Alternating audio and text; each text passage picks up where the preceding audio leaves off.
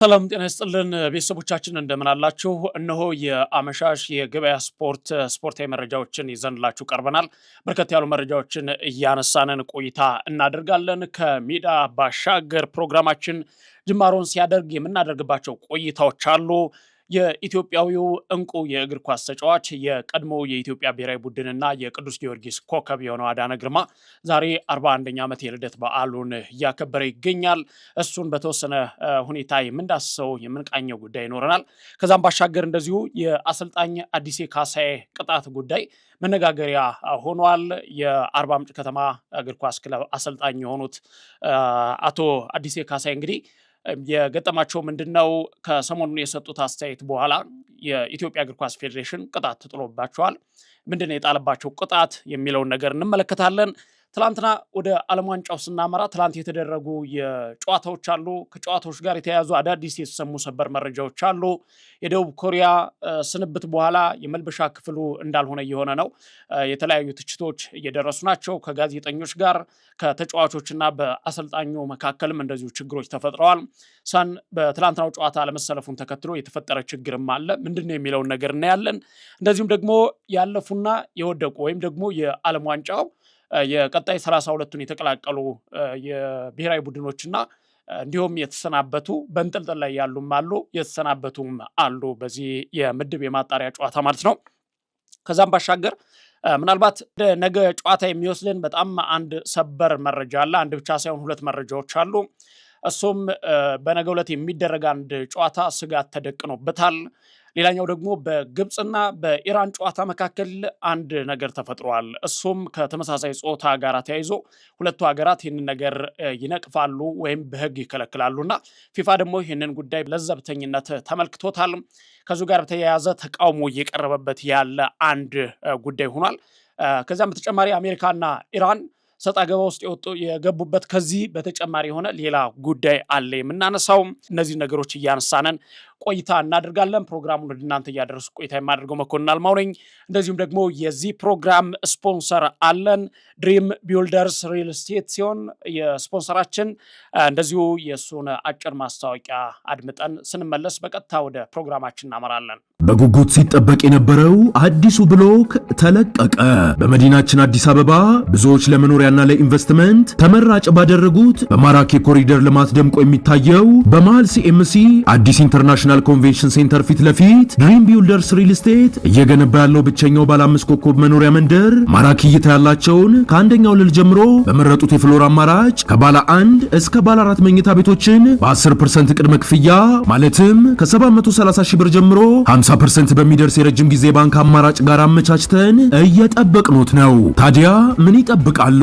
አሁኑኑ ከታች ባለው ስልክ ይደውለው። ድሪም ቢልደርስ ሪል ስቴት ህልሞን እንገነባለን። ተመልሰናል ቤተሰቦቻችን። ቀዳሚ የምናደርገው ስለ እንቁ የኢትዮጵያ እግር ኳስ ታሪካዊ ተጫዋች ስለሆነው አዳነ ግርማ ነው። አዳነ ግርማ እንግዲህ ዛሬ 41 ዓመቱን እያከበረ ነው የሚገኘው። ሰኔ 18 ቀን በ1977 ነው የተወለደው ወይም ደግሞ እንደ አውሮፓውያን አቆጣጠር ጁን 25 1985 ነው በሐዋሳ ከተማ የተወለደው። የተጫዋች እንግዲህ በኢትዮጵያ እግር ኳስ ውስጥ ትልቅ አሻራ ያለው ታሪካዊ ስም ያለው ኮከብ ነው። ትልቅ ታሪክ አለው። በተለይ በኢትዮጵያ እግር ኳስ በኩል ያለው አስተዋጽኦ ከብሔራዊ ቡድኑ ጋርና ከቅዱስ ጊዮርጊስ ጋር በተያያዘ ስሙ በከፍተኛ ሁኔታ የሚነሳ ታሪካዊ ተጫዋች ነው። ብዙ አስተዋጽኦችን አድርጓል። ምናልባት በተወሰነ ደረጃ ለማንሳት ያክል ዋንጫዎችን ያነሳባቸውን አጋጣሚ ስንመለከት ከቅዱስ ጊዮርጊስ ጋር በመሆን ያሳካቸው ድሎች አሉ። ከ10 ዓመታት በላይ ነው በቅዱስ ጊዮርጊስ ውስጥ የቆየው። በእነዚህ ጊዜያት ውስጥ እንግዲህ የኢትዮጵያ እግር ኳስ ወይም ደግሞ የኢትዮጵያ እግር ኳስ በሊግ ደረጃ ከፍተኛ ጎል አስቆጣሪ በመሆን ሪከርዱን የያዘ ጎበዝ ነው። ከዚህም በተጨማሪ እንግዲህ 10 በሚበልጡ የቅዱስ ጊዮርጊስ ክለብ ቆይታው ላይ እንደዚሁ ደጋግሞ ዋንጫዎችን በማንሳት የሚታወቅ ነው። 8 የኢትዮጵያ ፕሪሚየር ሊግ ዋንጫዎችን ማሳካት ችሏል። እንደዚሁም ደግሞ 3 ሌላ ተጨማሪ ዋንጫዎችን ማንሳት ችሏል ማለት ነው። ኢትዮጵያ ፕሪሚየር ሊግ ታሪክ ለተከታታይ ዓመት ግቦችን በማስቆጠር ሪከርድ ያለው ኮከብ ነው። እነዚህንና ሌሎች ነገሮችን ማንሳት ይቻላል። በኢትዮጵያ በዋሊያዎቹ ውስጥም እንደዚሁ ያስቆጠራቸውን ግቦች ስንመለከት 38 ጨዋታዎችን አድርጓል። ከ38 ጨዋታዎች ውስጥ 8 ግቦችን ማስቆጠር ችሏል።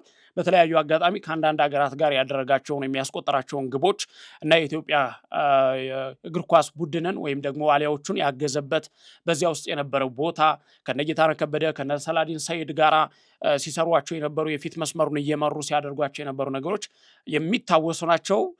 በዚህም እንግዲህ ይህ እንቁ የቀድሞ የፈረሰኞቹ ወይም የቅዱስ ጊዮርጊስ ኮከብና የኢትዮጵያ ብሔራዊ ቡድን የፊት መስመር ተጫዋች ከዛ አስደናቂ ጊዜ የተጫዋችነት ጊዜው በኋላ አሁን ላይ በጫማውን ሰቅሎ በቅዱስ ጊዮርጊስ ረዳት አሰልጣኝ ሆኖ ነው የሚገኘው። ቅዱስ ጊዮርጊስ እንግዲህ ባለፉት ጊዜያት ከፍተኛ መንገጫገጭ ውስጥ ገብቶ ነበረ። አሁን ላይ በተለይ ከፋይናንስ ጋር የገባበት ችግር ሊወጣ በሚያስችለው ቁመና ላይ ይገኛል። በርካቶች ርብርብ አድርገው ክለቡ ወደ ቀድሞ ገናናነቱ እንዲመለስ ለማድረግ ስራዎች ተሰርተዋል።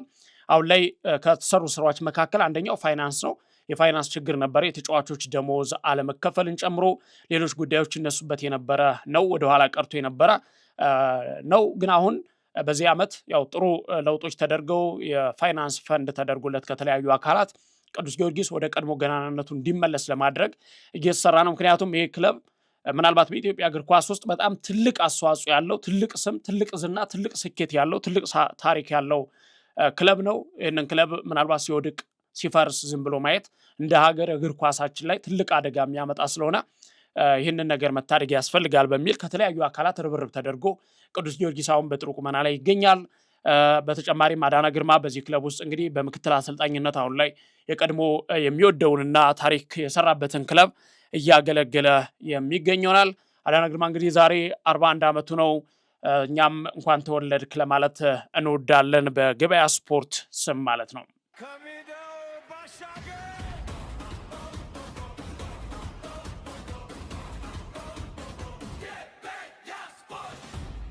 ምናልባት ይሄ ዜና ከዚህ በፊት እናንተ ጋር አድርሰነው ነበረ። አሰልጣኙ የተናገሩት ነገር አሁን ላይ ይሄ ጉዳይ ምናልባት በፌዴሬሽኑ በኩል የተጣለው ቅጣት በብዙዎች ዘንድ የሚዋጥ ነው ብለን አናስብም። ተቃውሞ የሚያስከትል ነው፣ ይግባኝ የሚያስጠይቅ ነው። አሰልጣኙ ምናልባት ይህንን ጉዳይ ወደ የት ይዘውት ያመራሉ የሚለው ነገር የሚጠበቅ ነው። ምክንያቱም የተሰጠው አስተያየት እና የተጣለበት ቅጣት የሚመጣጠን አይደለም፣ እዚያ የሚያደርስ አይደለም በማለት በርካቶች አስተያየታቸውንም እየሰጡ ነው የሚገኙት። አሰልጣኝ አዲሴ ካሳ እንግዲህ የአርባ ምንጭ ከተማ ያዞቹ አሰልጣኝ ነው።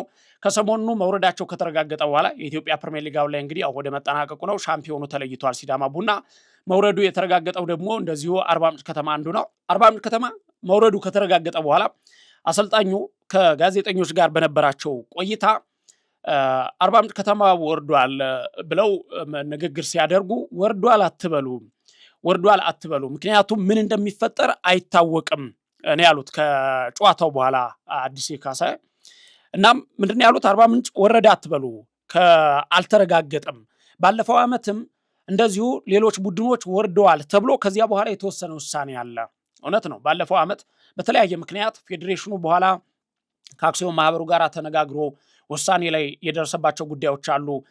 እንዲወርዱ ውጤቱ የሚያስገድዳቸው የነበሩ ክለቦች እንዲቆዩ የተደረጉበት 4 ክለቦች መቀለ ሰባ እንደርታ፣ አዲግራትና ሽረ እንዳስላሴ እንደዚሁም ደግሞ አዳማ ከተማ 3ቱ የኢትዮጵያ ክለቦች ከኢትዮጵያ ፕሪሚየር ሊግ እንዲወርዱ የሚያስችል በመርህ ደረጃ እንዲወርዱ የሚያስችላቸው ደረጃ ላይ ነበሩ።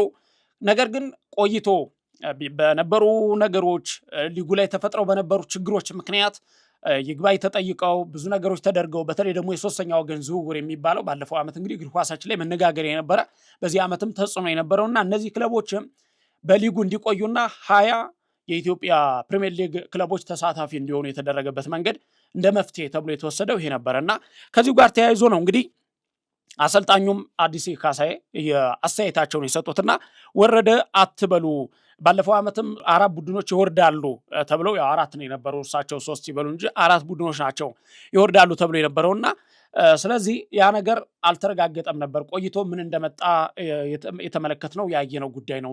ስለዚህ ዘንድሮም አርባ ምንጭ ከተማ ምን እንደሚመጣ አይታወቅም። ስለዚህ ወረደ ብሎ ማውራቱ ተገቢ አይደለም የሚል አስተያየት ነው የሰጡት። ምናልባት ይህን ማንኛውም ሰው ሊሰጠው የሚችል አስተያየት ነው ተብሎ ይታሰባልና ከዚሁ ጋር ተከትሎ ምንድነው ያሉ ፌዴሬሽኑ ይህን ማለታቸውን ተከትሎ የፌዴሬሽኑን ስምና ዝና አጉድፈዋል ነው የፌዴሬሽኑ ዋና ነገር። አክሲዮን ማህበሩ አሰራር ላይ በሐሰት የተመሰረተ መረጃ ሰጠዋል። የውድድርና ስነስርዓት ኮሚቴ ይህንን ንግግር አጣርቶ ነው እርምጃ የወሰደው እና እርምጃው ደግሞ ምንድነው? የ6 ወር እገዳ ነው። ለ6 ወር ከእግር ኳስ እንዲታገዱና እንደዚሁም ደግሞ የ10 ሺህ ብር ቅጣት ነው የጣለባቸው በአሰልጣኙ ላይ ይህንን ንግግር በመናገራቸው። ባለፈው ዓመት ይወርዳሉ ተብሎ የነበሩ ክለቦች አልወረዱም። ስለዚህ አርባ ምንጭም ያን እድል ሊያገኝ ይችላል፣ ምን እንደሚፈጠር አይታወቅም እና ወረዳ ትበሉ ብለው ነው ለጋዜጠኞች አስተያየታቸውን የሰጡት። ከዚያ በኋላ ግን የፌዴሬሽኑ በቀጥታ የ10 ሺህ ብር ቅጣትና የ6 ወር የእግር ኳስ እገዳን የጣለባቸውና ይሄ ምናልባት አሁንም መቋጫ በቀላሉ የሚያገኝ አይመስልም። መነጋገሪያ የሆነ ጉዳይ ነው። ቅጣቱ ተገቢ ነው ወይ? እሳቸው ንግግር አምና ላይ ከተደረገው እውነታ ጋር የተቀራረበ ነው። ትክክለኛውን ነገር ነው የተናገሩት። ስለዚህ ቅጣቱ በዚህ ደረጃ ላይ መሆኑ ለምን አስፈለገ? እንደገና መታየት ያለበት ጉዳይ ነው በማለት ብዙዎች አስተያየት እየሰጡ ነው የሚገኙትና ምናልባት ፌዴሬሽኑ ይህንን ውሳኔ ያሳለፈው በቀጣይ እግር ኳሱ ፌዴሬሽኑ ላይ ታማኒነቱን የሚሸረሽሩ ነገሮች አስተያየት እንዳይሰጡ ነው ወይስ ደግሞ ከእውነታው ጋር የተያያዘው ነገር ስለተነገረ ለምን በዚህ ደረጃ ቅጣት ተጣለባቸው አሰልጣኙ የሚሉ ቅራኔዎች እንደዚሁ እየተሰሙ ነበሩ። ቤተሰቦቻችን በቀጣይ ምን ይፈጠራል የሚለውን ነገር እስኪ አብረን እናያለን። ምናልባት አሰልጣኙ ይግባኝ ሊጠይቁ እንደሚችሉ ይጠበቃል። ፌዴሬሽኑም ጉዳዩን ሰምቶ የሚሰጠው ምላሽ ይኖራል። ከዚያ በኋላ ጉዳዩም ወደ ሌላ ሊሄድ እንደሚችልም እንደዚሁ አንዳንድ ያየናቸው ፍንጮች አሉ። ጉዳዮችን ለመከታተል ሞክረን ነበረ። ጉዳዩ ምናልባት ይግባኝ ተጠይቆ መፍትሄ የማያገኝ ከሆነ ወደ ሌላ ጉዳይ ሊሄድ እንደሚችልም ይጠበቃል። ምክንያቱም አንድ አሰልጣኝ ለ6 ወር ከስራ መታገድ ማለት አስቸጋሪ ነው። የ10 ሺህ ብር ቅጣት ከባድ ላይሆን ይችላል። ነገር ግን የእንጀራ ጉዳይ ስለሆነ አንድ ሰው ለ6 ወር ከስራው መታገድ ምናልባት የይግባኝ ጥያቄዎችን አጠራክሮ እንዲቀጥል የሚያደርግ ሊሆን እንደሚችል ይጠበቃልና ይህን መረጃኛም በውስጥ በኩል ለማጣራት እየሞከር ነው የነበረ መረጃ ነው። መጨረሻው ምን ይሆናል የሚለውን ነገር አብረን የምንመለከተው ይሆናል።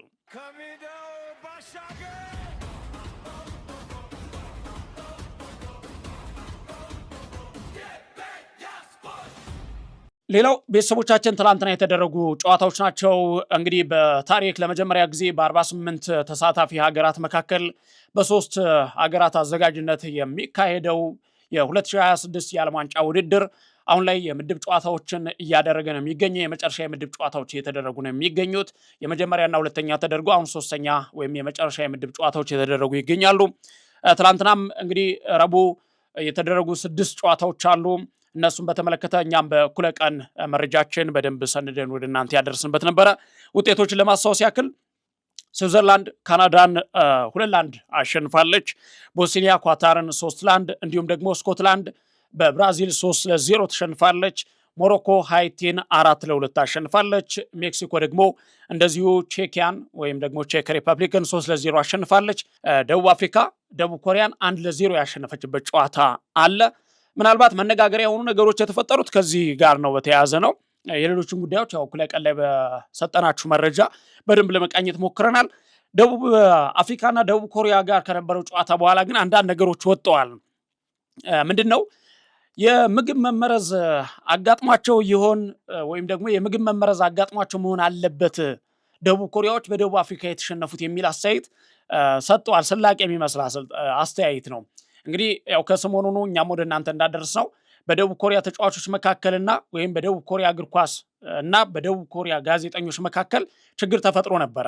ማይኮፍ ተደርጎ በሚወራበት ጊዜ ጋዜጠኞች በተለይ ሰን ሁንግሚንን የሚተች አስተያየት እየሰጡ ነበረ። ከውትድርና ጋር የተያያዙ ነገሮችን ያው ብዙዎች ሰምታችሁን ይሆናል ከዚህ በፊት ወደ እናንተ ስናጋራ ብዬ አስባለሁ። ከዚያ ጋር በተያያዘ እየተቹ ነበረ።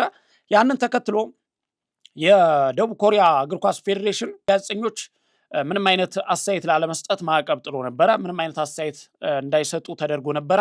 አንሰጥም ብለው ደምድመው ነበረ። ጋዜጠኞችም ከነሱ የሚያገኙት መረጃ ተቋርጦ ነበረ። ትናንትና ከዚሁ ጋር ተያይዞ ከተሸነፉ በኋላ የምግብ መመረዝ አጋጥሟቸው መሆን አለበት የሚል ስላቅ ተሰጥቷል ከጋዜጠኞቹ። እንደዚሁም ደግሞ ሰን ሁንግሚን ትናንትና ተቀይሮ ነው የገባው በመጨረሻ። ከዚሁ ጋር ተያይዞ ሀገሬን መርዳት ባለመቻሌ በጣም አዝናለሁ የሚል አስተያየት ነው የሰጠውና መነጋገሪያ የሆነ ነገር ነው። ያው ደቡብ ኮሪያ እንግዲህ በቀጥታ ጥሎ ማለፉን መቀላቀል አልቻለችም። ይህን ተከትሎ ነው ከሀገሪቱ ጋዜጠኞች ከፍተኛ ትችት እየደረሰባቸው ያለ።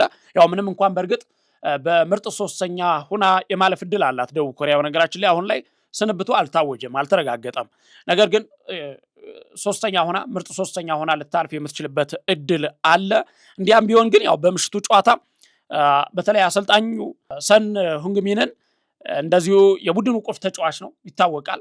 በጣም ገናና ነው። ከዚህ በፊት በቶተናም እናውቀዋለን። ፕሪሚየር ሊጉ ላይ በፊት መስመር ከምናውቃቸውና ከምንወዳቸው መመልከት ከምንፈልጋቸው አጥቂዎች መካከል ሰን ሁንግሚን ያው ጸባይ ሰናይ ከመሆኑ ጋር ተያይዞ በጣም የሚወደድ በብዙዎች ዘንድ የሚወደድ ተጫዋች ነው።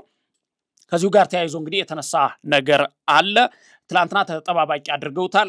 ይህንን ተከትሎ አሰልጣኙ ኃላፊነቱን ወስዳለሁ ብለዋል። ሰን ሁንግሚን ደግሞ ለሀገሬ ግልጋሎት መስጠት ባለመቻሌ በጣም አዝናለሁ ብለዋል። ከዚህ ውጭ ግን ምንም አስተያየት መስጠት አልፈልግም ብለዋልና በአሰልጣኙ በከፍተኛ ሁኔታ ስለመበሳጨቱም ስለመናደዱና ለሀገሩ ግልጋሎት ባለመስጠቱ በዚህ ጉዳይ ላይ በጣም ተበሳጭቶ እንደነበረ እንደዚሁ ከውስጥ የወጡ መረጃዎች ጠቁመዋል።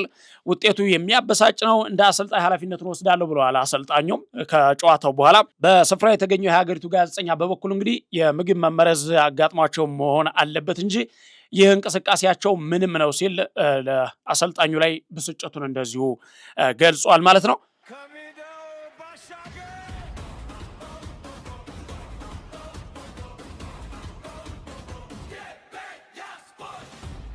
ቤተሰቦቻችን እንግዲህ የ2026 የዓለም ዋንጫ እንግዲህ ቀጥሎ ዛሬም ይደረጋል። ምናልባት ከዚያ በፊት ግን ያለፉ ሀገራቶች አሁን ላይ አዘጋጆቹ የ2026 የዓለም ዋንጫ አዘጋጆቹ ሶስቱም ሀገራት አሜሪካ፣ ካናዳ እና ሜክሲኮ ማለፍ ችለዋል ምድቡና 32ቱን በቀጥታ መቀላቀል ችለዋል። በተጨማሪም ቱርክ፣ ኳታር፣ ሃይቲ፣ ቱኒዚያ እና ጆርዳን እንዲሁም ፓናማ ተሰናብተዋል ከዚህ ውድድር። በተስፋ ላይ በምርጥ ሶስተኛ ላይ ለማለፍ ተስፋ ያላቸው ሀገራቶች አሉ። እነዚህ ግን የተሰናበቱ ሀገራት ሆነዋል።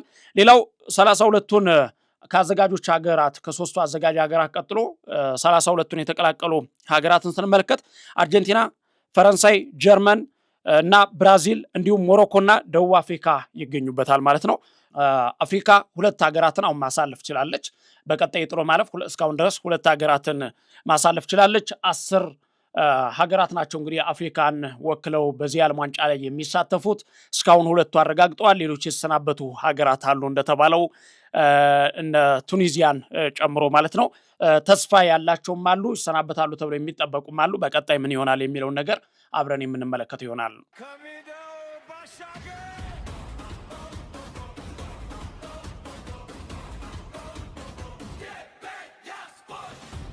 ሌላኛው ጉዳይ ቤተሰቦቻችን እንግዲህ ዛሬ የሚደረጉ ጨዋታዎች ናቸው። ዛሬ የዓለም ዋንጫ የምድብ የመጨረሻ ጨዋታዎች ይደረጋሉ። ምሽት 5 ሰዓት ላይ ነው ጨዋታዎች የሚጀምሩት። ኩራሳው ከአይቮሪ ኮስት እንዲሁም ደግሞ ኢኳዶር ከጀርመን በሚያደርጉት ጨዋታ ሌሊት 5 ሰዓት ላይ ጅማሮን ያደርጋል። እንደዚሁም ሌሊት 8 ሰዓት ላይ ደግሞ ጃፓን ከስዊድን እና ቱኒዚያ ከኔዘርላንድ ጨዋታቸውን ያደርጋሉ። እንደዚሁም ንጋት 11 ሰዓት ላይ ፓራጓይ ከአውስትራሊያ እና ቱርክ ከአሜሪካ ጨዋታቸውን የሚያደርጉ ናቸው። እነዚህ 6 ጨዋታዎች ትናንትናም 6 ጨዋታዎች ናቸው የተደረጉት። ዛሬም 6 ጨዋታዎች ይደረጋሉ ማለት ነው። እነዚህም በተመለከተ በሰፊው ምንቃኛቸው ጉዳዮች ይኖራሉ በነገ ፕሮግራማችን። ነገር ግን ለአሁን የምንመለከተው ጉዳይ የፈረንሳይና የኖርዌይ ጨዋታ ነገ ነው የሚደረገው። ነገ ምሽት 4 ሰዓት ላይ የሚደረግ ጨዋታ ነው። ነገር ግን ስጋት ተደቅኖበታል። ይህ ጨዋታ የተደቀነበት ስጋት ምንድን ነው? ያው በዚህ ዓለም ዋንጫ በጣም ከሚጠበቁ እና እንከን ሊሆኑ ይችላሉ ተብሎ የሚጠበቁ ነገሮች መካከል አንደኛው የአየር ንብረት ነው። ይሄ ጨዋታም ምናልባት እንደ ከዚህ በፊት የተመለከትነው ነበረ። ፈረንሳይ ከዚህ በፊት ባደረገችው ጨዋታ አጋጥሟት የነበረ ነገር አለ። ምናልባት እንደዛ ባይሆን እንኳን አሁን የፈረንሳይና የኖርዌይ ጨዋታ አስቸጋሪ የአየር ንብረት ስጋት እንዳለበት ተገልጿል። የከባድ የአውሎ ንፋስ እና በረዶ የቀላቀለ ዝናብ ሊኖር እንደሚችል ያው የመብረቅ ጉዳይም ሌላኛው ስጋት ያለበት ነው። ባለፈውም ፈረንሳይ ያደረገችው ጨዋታ ከባድ ስጋት ተደቅኖበት የነበረና ችግር ገጥሞት የነበረ ነው። ፈረንሳይ ከኢራቅ ባደረጉት ጨዋታ እንደዚያ ባይሆንም ግን መለስተኛ ችግር ሊገጥመው እንደሚችል ተነግሯል።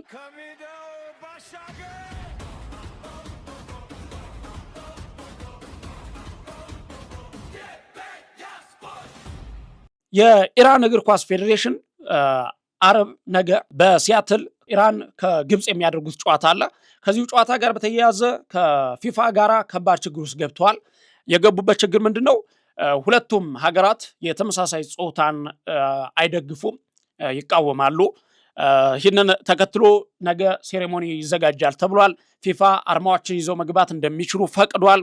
ነገር ግን አንዳንድ የተመሳሳይ ጾታ ደጋፊዎችም ፕራይድ ማች በሚል እየተዘጋጁ እንደሆነ ተነግሯል። ይህንን ነገር ሁለቱም አገሮች አይፈቅዱም፣ ይቃወማሉ በህጋቸው መሰረት ማለት ነው። ነገር ግን አሁን ላይ ፊፋ ከኢራንና ከግብፅ ጋር ተቃውሞ ገጥሞታል። ይህን ነገር ማስቆም አለበት፣ መፍቀድ የለበትም የሚል ቅራኔ ውስጥ ገብተዋል ማለት ነው። ምናልባት ፕራይድ ማች በሚል ይሄ የሚደረገው ዝግጅት በስቴዲየም ውስጥ ምልክቷቸውን ይዘው እንዲገቡ ተፈቅዶላቸዋል።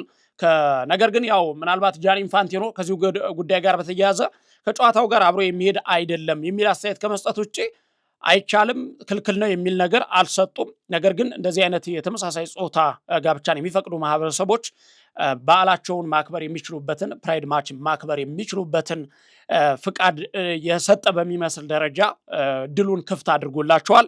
ይህንን ደግሞ ሁለቱ የሚቃወሙ አገራት ግብፅና ኢራን አጥብቀው የሚቃወሙ የዓለማችን ሀገሮች ናቸው። ይህንን ጉዳይ በእነሱ ጨዋታ ላይ እንዲታይ ክፍተት መፈጠሩ ወይም መፈቀዱ አለመከልከሉ ባይፈቀድ እንኳን በግልጽ አለመከልከሉ ከፍተኛ ቅራኔ ውስጥ ያስገባቸው ጉዳይ ሆኗል ማለት ነው ከፊፋ ጋር።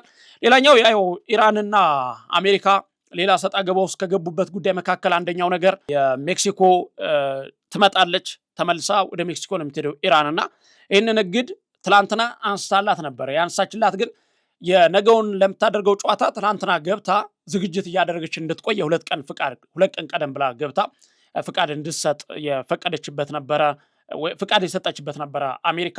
ከዚሁ ጋር ተያይዞ ምናልባት ኢራን ይሄ ፍቃድ ዘግይቷል፣ ከዚህ በፊት በጣም ብዙ ችግሮችን አሳልፈናል፣ በጨዋታችን ላይ ተጽዕኖ አድርጎብናል የሚል በጣም ተከታታይ የሆነ አስተያየቶችን እየሰጠች ነበረ ኢራን።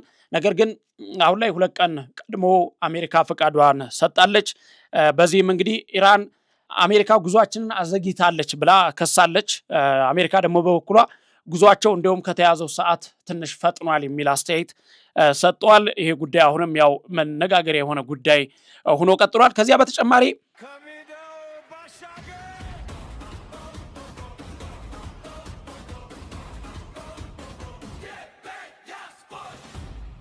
የኢራን ብሔራዊ ቡድን ወደ አሜሪካ አቅንቶ አየር መንገድ ሲደርስ ችግር ገጥሞታል። የገጠመው ችግር ምንድነው? የብሔራዊ ቡድኑ አምበል መህዲ ታሬሚና እንደዚሁም ደግሞ ረዳት አሰልጣኙ አየር ውስጥ እንዲቆዩ ተደርገዋል።